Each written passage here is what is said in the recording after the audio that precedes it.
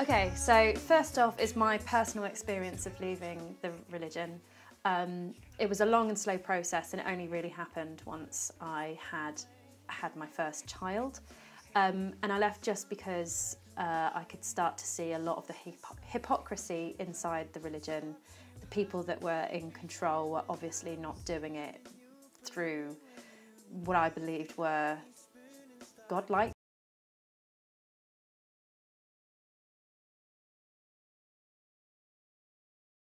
Jehovah's Witnesses have a really clear message on why God allows suffering, and it all just comes down to faith ultimately. If you speak to any of the elders inside the congregation or the governing body themselves, they will just tell you that ultimately they can't prove anything. They just need you to have the faith, and you'll either have it or you're not.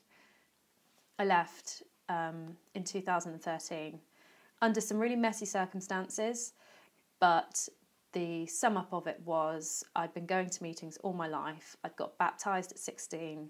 I tried really, really hard to be a good Jehovah's Witness. I auxiliary pioneered and spent a lot of time obviously in service. And then I had a little bit of a slip up where dating's really hard as a Jehovah's Witness. So I was dating someone and we had to have a really quick wedding, emergency wedding for an emergency pregnancy that happened.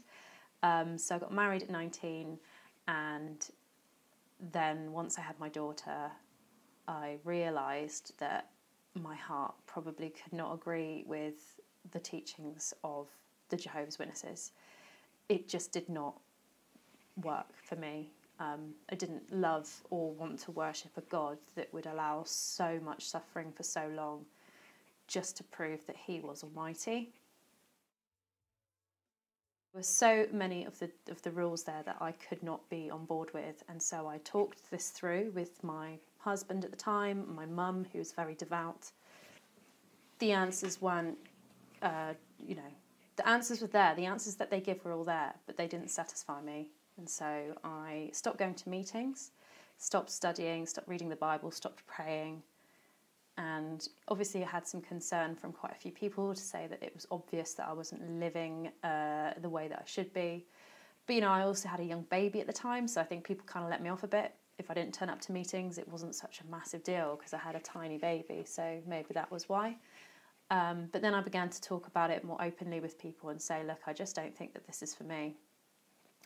Then it ended up coming to a head when me and my husband separated, and everyone's advice was to lean heavily upon Jehovah and get through that difficult time because it was a divorce, and I chose not to go to meetings. I chose to tell people I did not have a faith anymore.